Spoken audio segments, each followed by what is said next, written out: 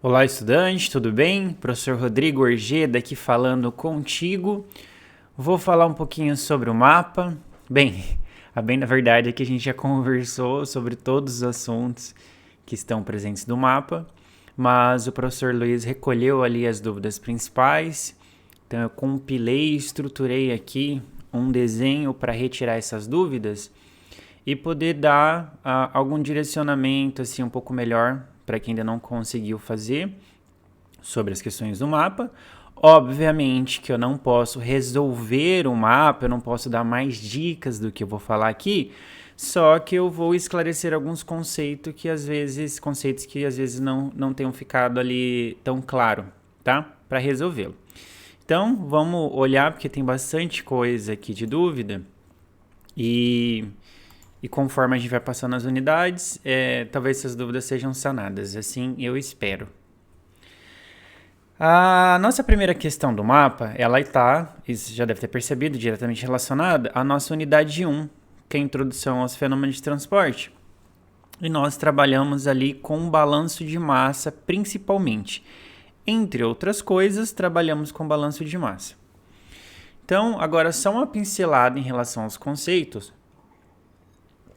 Eu não vou, conforme eu disse, explicar novamente os exercícios, mas eu vou citá-los para que você possa ter um direcionamento melhor.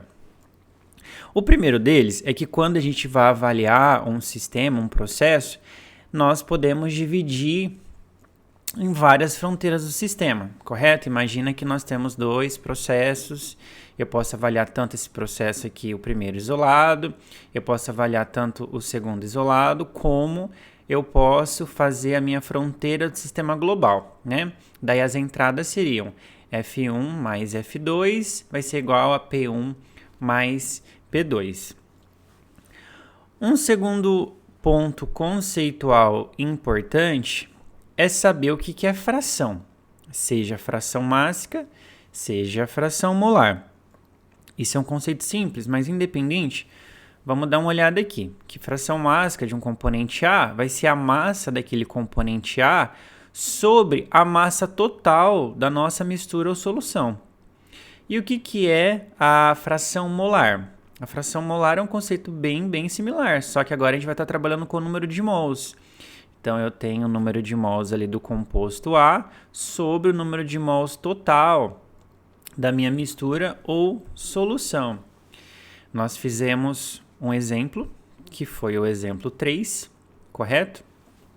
Eu falava exatamente quantos mols cada componente tinha, então nesse exemplo aqui em específico, nós trabalhamos com fração molar, tá? Porque o número de mols que foi fornecido, aí cada componente tinha lá o seu número, ou seja, qual que é o número de mols total?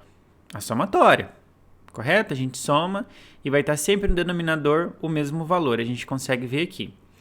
Qual que é a fração molar de cada componente? É justamente o que cada componente tem de número de mols. A gente coloca no numerador aqui para o A. Tá vendo? Eu falo que o A tem 1 mol. Então é 1 mol sobre o total. Para o B, 5 mols sobre o total. Para o C, 3 mols sobre o total. E nós chegamos a esse valor aqui. Um ponto, assim, bastante importante e que a gente precisa ter uma atenção redobrada é que esse valor é um valor de fração. Fração, nesse caso, fração molar. Ele não tem uma unidade, correto? E essa fração vai variar o quê? De 0 a 1, correto? Você pode... Quando é 0, você não tem aquele componente na sua corrente, por exemplo. E quando é 1, você tem só aquele componente.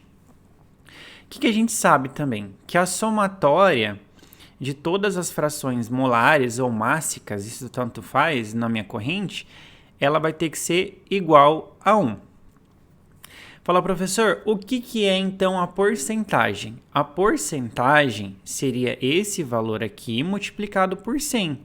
Então, eu já consigo saber que isso aqui vai ser 11%, tem 11% do composto A, do componente A, 55% do componente B e 33% do componente C. Simples assim, né? Lembrando aqui do nosso exemplo 1, em que a gente tem um balanço de massa ali no exemplo 1 do conhecimento na prática. São aqueles exercícios lá do final da unidade. Esse exemplo é um bom exemplo para introduzir a questão do mapa, porque, primeiro, é um balanço bastante simples, a gente tem 2 entradas e uma saída, só que foi a saída que nós passamos o valor que nós queríamos. Isso acontece muito num processo. Olha, eu quero tanto de produto, ou seja, nós recebemos uma demanda de produção daquele determinado produto, então você tinha esse valor aqui de saída, tá? Nós podemos aplicar o balanço de massa tanto para uma quantidade mássica, você está vendo que aqui não é uma vazão, eu estou colocando uma quantidade em F aqui e estou colocando uma quantidade em M nesse processo. A gente vai fazer uma mistura e vai sair um produto. Eu não estou falando em vazão nesse momento, tá? Eu estou falando, a gente está inserindo uma quantidade aqui, que era que deveria ser calculado em M, na corrente F, para produzir 300 libras do meu produto. Então, eu precisava saber quanto que eu tenho em cada corrente e foi justamente isso que a gente fez, né? Fizemos esse balanço assim várias vezes. Faz o balanço global, o balanço por componente, dá uma olhada exatamente em qual balanço você vai utilizar, fica mais fácil utilizar a seu favor. E daí a gente consegue chegar nos valores de corrente F e corrente M. Vamos prestar atenção que, obviamente, que se eu forneci um valor de P em quantidade, eu forneci em libras, né, uma quantidade mássica. A gente também teria a corrente F e corrente M com valores mássicos, não de vazão. Vazão, a gente viu aqui nesse exemplo 6, por exemplo. No exemplo 6, por exemplo, ficou ótimo. Por quê? Porque o enunciado me passa exatamente quais que seriam as vazões de produto. O que é vazão mássica? É uma unidade de massa, no caso aqui quilogramas, por unidade de tempo. No caso aqui nós temos hora. Então ele está dizendo, olha, está entrando no processo, na verdade aqui está saindo, né? 1.200 quilogramas por hora na nossa corrente P1 de saída. E está saindo na corrente P2 300 quilogramas por hora. Isso aqui é uma unidade de vazão. Conseguiu entender a diferença de vazão e quantidade? E nós podemos utilizar tanto vazão quanto a quantidade nos nossos balanços materiais. Outro ponto bem importante, que quando nós estamos fazendo um exercício de balanço de massa, não necessariamente eu vou ter apenas 2 compostos, né? Apesar de em vários exercícios você ter trabalhado com apenas 2 compostos, composto A e composto B, pode ser que eu tenha um terceiro, pode ser que eu tenha um quarto, pode ser que eu tenha 10 compostos, né? Quanto mais precisa for a sua análise, você vai ver que mais compostos você vai ter e, claro, mais complexo fica ali o desenvolvimento dos cálculos. Isso é algo natural, ok? E também o que dá para perceber aqui, não necessariamente ao entrar 3 compostos, a gente vai sair com 3 compostos em cada corrente, correto? Por quê? Porque pode ser que um deles, como por exemplo aqui o composto C, o componente 6, tanto faz, tá, que você adota de palavra, a gente percebe que nesse processo aqui, ele está saindo só na minha corrente P2, que é uma corrente de produto P2, ok? Nessa vazão aqui. E eu percebo que o composto A, o meu componente A, está saindo só na corrente P1. Então, nessa corrente de alimentação F1, a gente tem 3 compostos, tá? Aqui na W, que é intermediária também, a gente vai ter 3 compostos, só que nessa P1, P2 e F1, nós trabalhamos com 2. Bastante atenção nesse ponto aí na hora de resolver o exercício. Até porque foi justamente isso que eu coloquei na questão do mapa. Não é uma questão nada complicada, só precisa de um pouco de atenção na hora de resolver, né? A gente tem várias etapas ali. Então, o que se percebe? É um processo para a produção de açúcar. É natural que se entre a cana-de-açúcar, correto? Ao entrar a cana-de-açúcar, eu estou vendo aqui que eu tenho 16% de açúcar, 25% de água e 59% de polpa.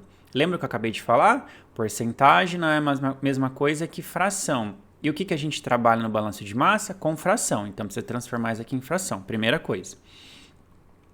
Aí ele caracteriza cada processo e cada corrente. Seja o que está entrando, né? Eu estou vendo aqui no processo de moagem que eu estou entrando com a cana-de-açúcar e está saindo o bagaço. E um ponto também que você precisa ter muita atenção é nisso daqui. Ó, essa corrente B, o que ela me diz? Né? Vamos ver aquilo que é fato e vamos ver aquilo que você interpretou, que não necessariamente é a verdade. O que é fato? Que há uma corrente B e que nessa corrente B eu tenho 80% de polpa. Você pode se perguntar assim, professor, 80% da polpa que eu tinha aqui no processo saiu tudo aqui? Não é essa a leitura. A leitura é a seguinte, nessa corrente B, 80% do que eu tenho na corrente B vai ser polpa, tá?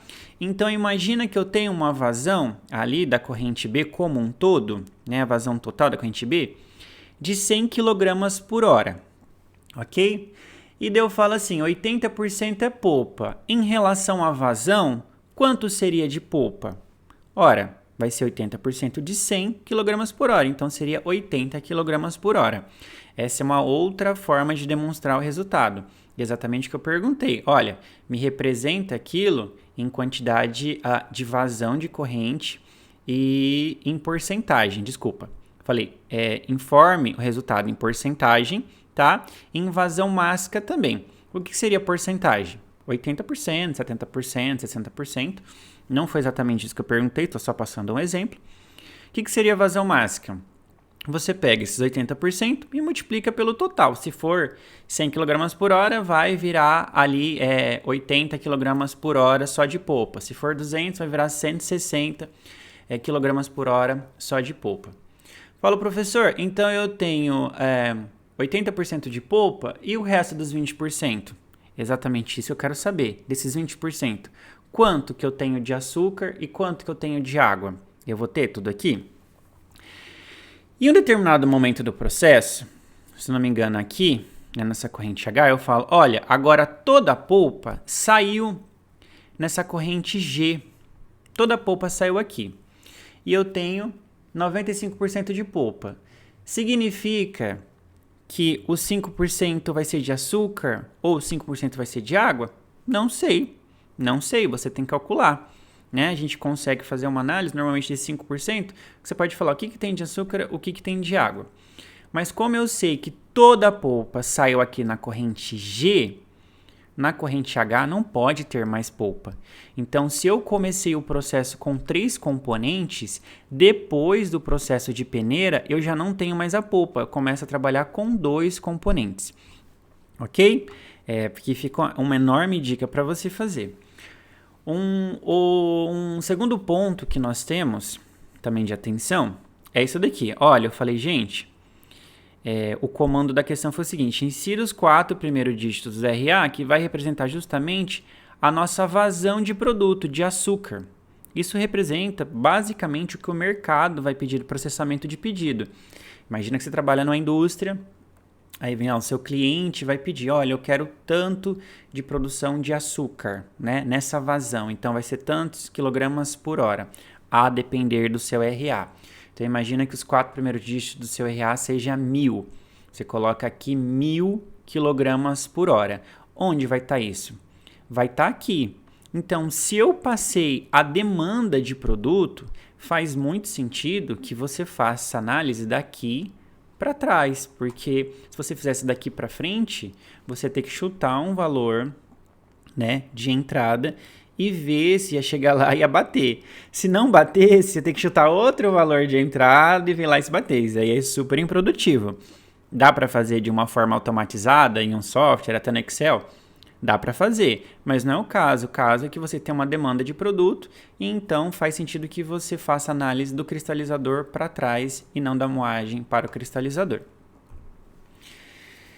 Segundo ponto ali era na unidade 5, equação da energia no regime permanente.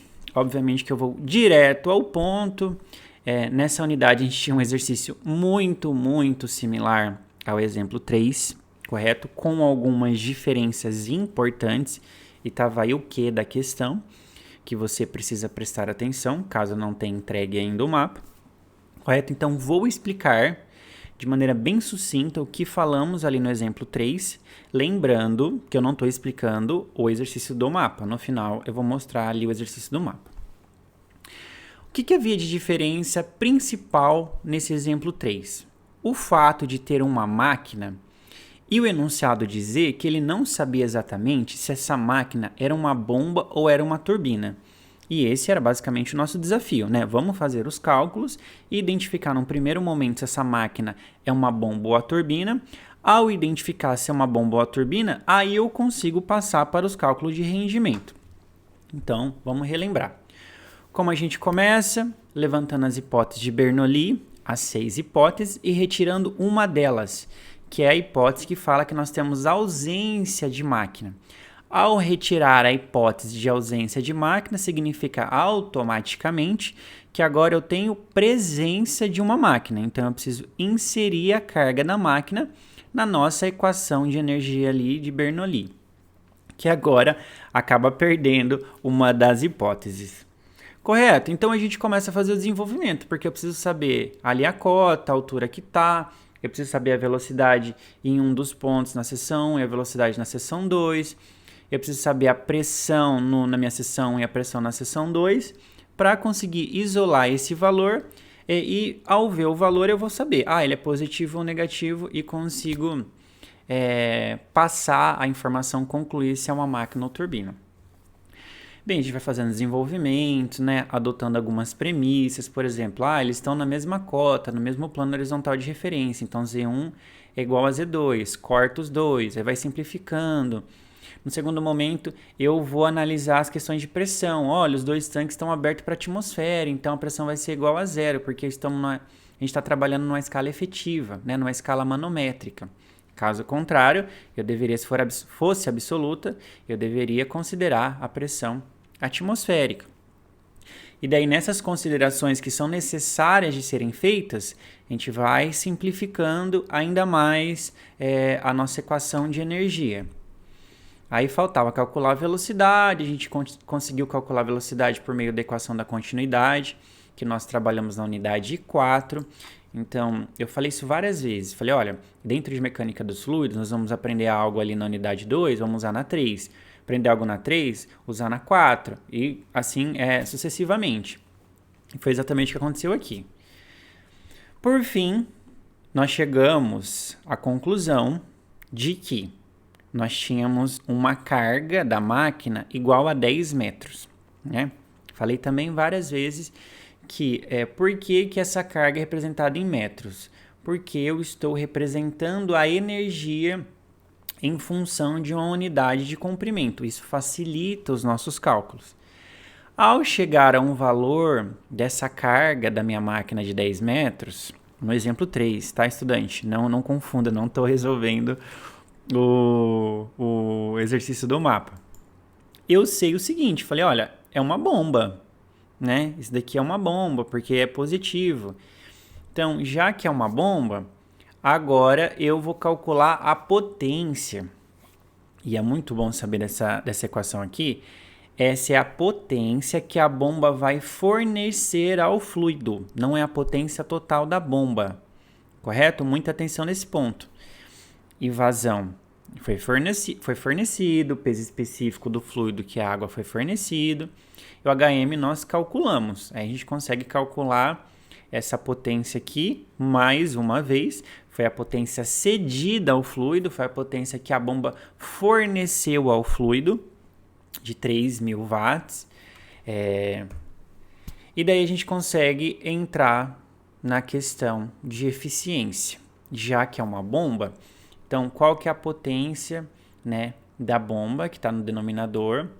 No numerador eu tenho a potência recebida pelo fluido e aqui a eficiência. Esse valor de cima, ele vai ser maior que o valor de baixo, tá? Até porque a eficiência, esse valor aqui, ele tem que variar de 0 a 1. Ele só pode variar de 0 a 1. Fala, professor, como é que eu posso entender de outra forma essa equação? Você pode entender que é a potência disponível sobre a potência útil. Ou, desculpa, a potência útil sobre a potência disponível. Aqui seria a potência útil, que foi realmente o que a bomba passou. E aqui a potência da bomba é tudo aquilo que a bomba tem de potência que ela poderia ter passado, mas no processo não aconteceu. A gente sabe, na prática, que nós sempre temos um rendimento ali de potência hidráulica, correto? O que foi fornecido no enunciado? Foi fornecido o meu rendimento, que é esse valor aqui, e eu calculei isso daqui, né? 3.000 watts. Então, eu precisava calcular a potência da bomba. Como que a gente calcula a potência da bomba? Eu só reorganizo essa equação. Passo para lá, isso aqui vem para cá, divide. Né? Agora eu coloquei em termos de parâmetros, coloquei uma letra aqui, uma variável, para ficar mais fácil. Isolei o NB, que é a potência da bomba, e a gente calcula facilmente, chegando ao valor de 3,75 kW. Essa transformação de watts para quilowatts, ela precisa ser automática no momento em que a gente já está fazendo esses cálculos, né?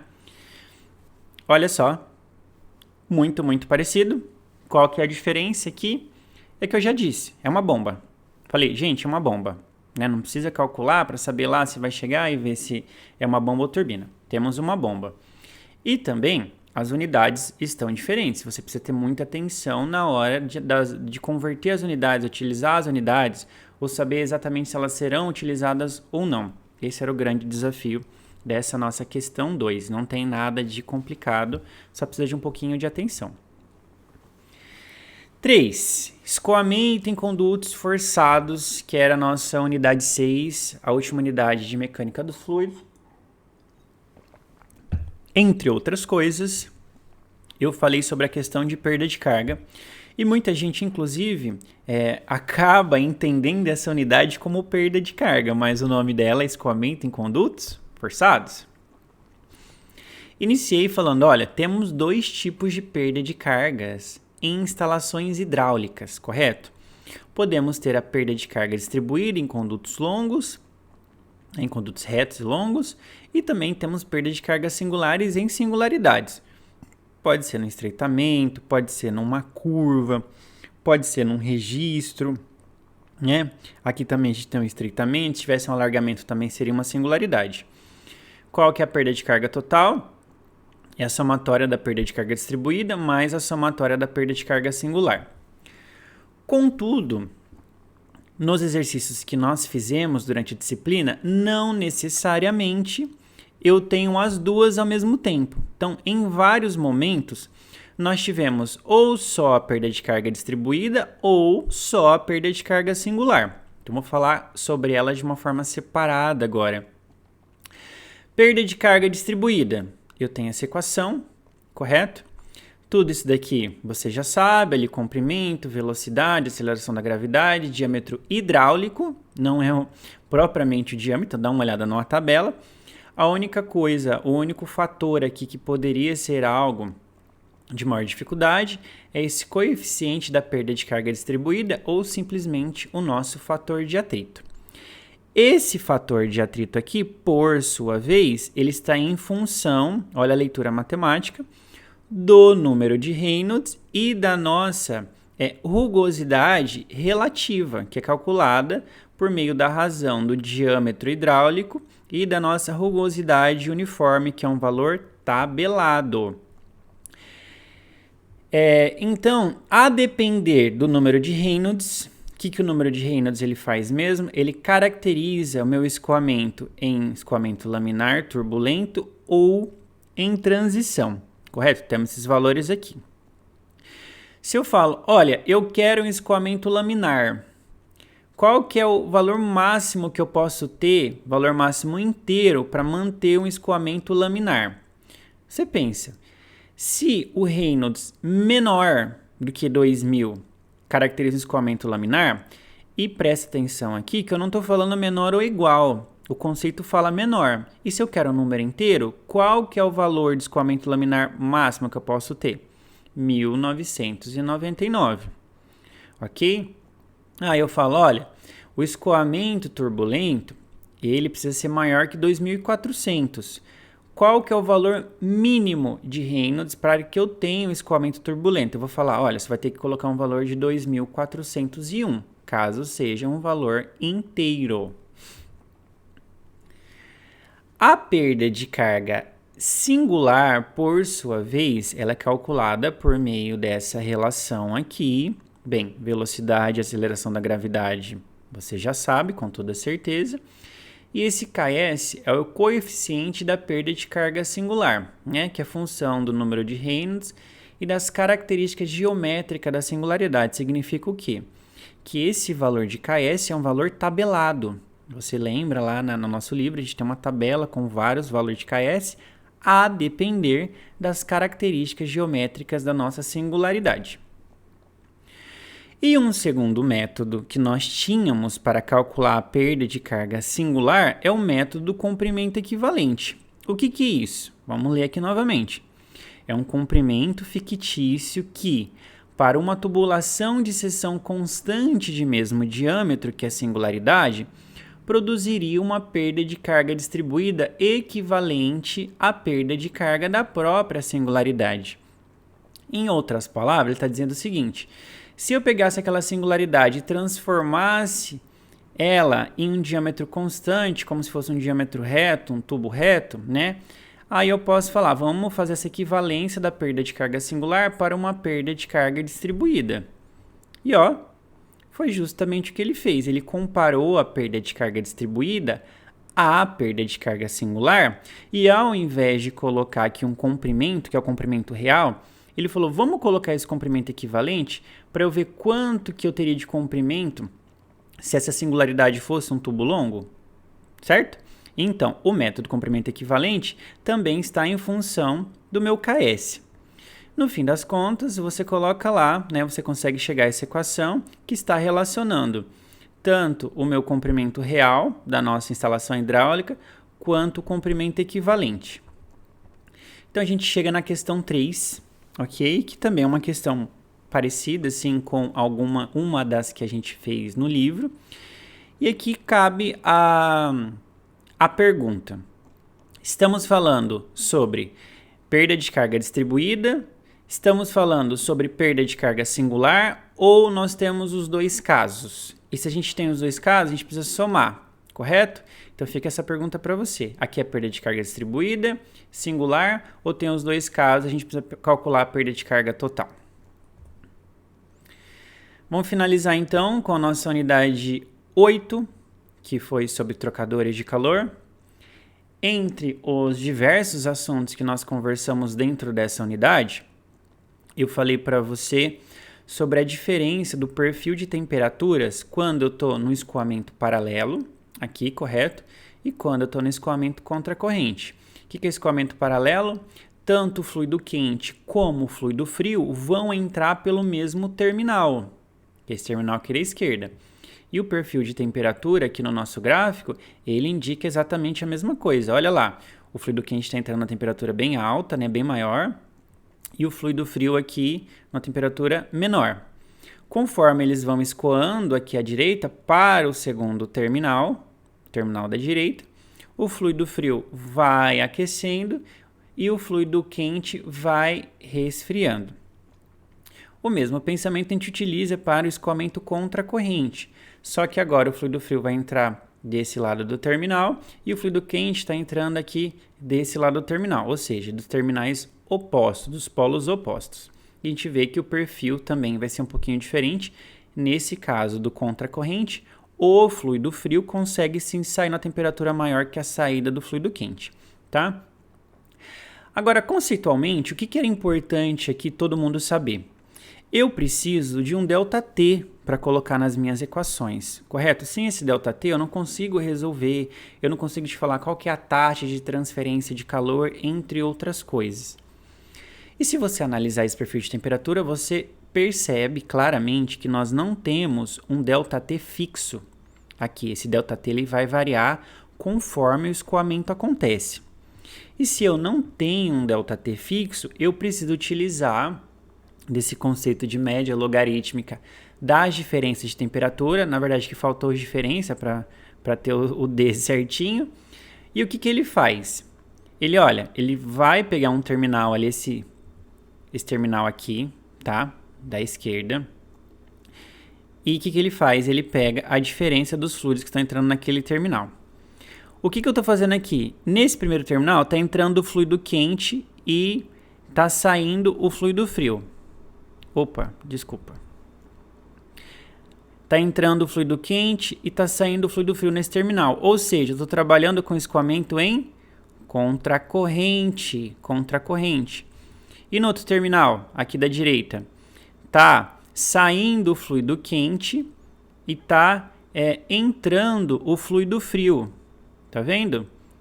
Saindo o fluido quente menos a entrada do fluido frio nesse terminal aqui da direita. Vamos ver se é isso mesmo que está na contracorrente? Exato, está saindo o fluido quente e entrando o meu fluido frio. Então eu preciso fazer a diferença desses dois terminais e aí eu vou ter esse valor guardado nessas duas variáveis e eu utilizo essas duas variáveis, correto? Para jogar na minha equação do MLDT. Essa equação aqui em si ela não vai mudar. O que vai mudar? Vai mudar o pensamento quando você muda de um escoamento contracorrente para o paralelo, que é exatamente esse o desafio dessa questão 4. Eu não posso, obviamente, falar mais do que isso, mas então dá uma olhadinha em quais que seriam os fluidos quentes e o fluido quente e o fluido frio, qual seria a temperatura de entrada e saída de cada um deles, e daí a gente precisa calcular esse MLDT para um escoamento em paralelo. Bem, estudante, foi isso. Espero ter ajudado. Eu acho que eu ajudei, sim, porque eu retomei bem na parte, também peguei todas as dúvidas, acabei sanando enquanto eu conversava. Não tem mais agora desculpas para não entregar. Caso ainda sobre algumas dúvidas, você pode falar diretamente com o professor Luiz, que ele vai sanar essas dúvidas para você. Espero que você consiga fazer certinho tudo isso e tenha sucesso aí na nossa disciplina. Vou ficar por aqui e a gente se fala e se vê numa próxima oportunidade. Até lá!